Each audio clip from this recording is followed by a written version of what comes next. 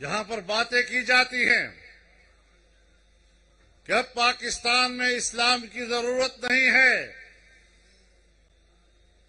یہاں مدارس پر حملے کیے جاتے ہیں، مساجد کی تعمیرات روکی جاتی ہیں، ختم نبوت کے قانون کو تبدیل کرنے کی باتیں ہوتی ہیں، ناموس رسالت کے مرتکب لوگوں کی حوصلہ افزائی کی جاتی ہے پاکستان میں، ایسی صورتحال میں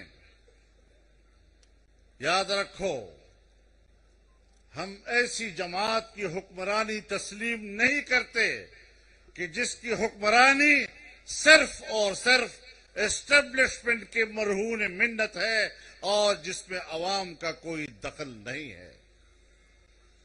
جب تک عوام کو حق نہیں دیا جاتا کہ تبدیلی لائیں تو عوام لائیں گے، پبلک لائے گی، اس کے ووٹ لائے گا، جمہوریت لائے گی۔ کیا وجہ ہے کہ آج جو جماعتیں جمہوریت کی بات کرتی ہیں وہ بھی علل اعلان یہ بات کر رہی ہے کہ اس الیکشن میں بدترین دھاندلی ہوئی تھی؟ کس کے لیے تم نے دھاندلی کی تھی؟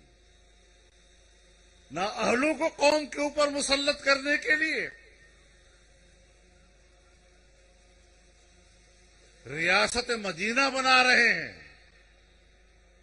شراب کی بوتل پر زمزم لکھ دو تو شراب زمزم بن جاتا ہے۔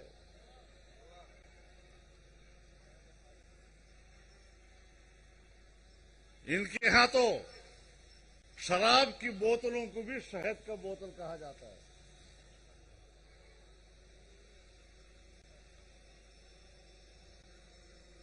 اتنی نہ بڑھا پاکیے داماں کی حکایت،